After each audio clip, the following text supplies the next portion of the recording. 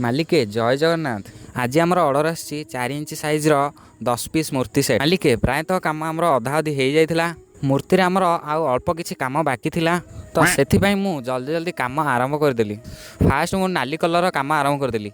महाप्रभु आखि है, सहित पार्टी आ सहित महाप्रभु राउरेखा पट्टी। आज जेहेतु 10 पीस काम ऑर्डर थिला, तो से जल्दी जल्दी काम स्टार्ट करदेली। सहित महाप्रभुर जेहेतु मेजर मेजर काम थिला, तो ताकू टे करने टाइम लगिला। एबे आमर बर्तमान पाइका नाली काम सरी जाइछि, तापर आरंभ करवा महाप्रभुंकर कला कलर काम। मालिके फाइनाली आमर एबे कला कलर काम स्टार्ट हो जाइछि। आमे ए जो कला काम करछु याकू कहती शंखबता। फाइनाली मूर्ति रे आमर केवल कला कलर काम थिला।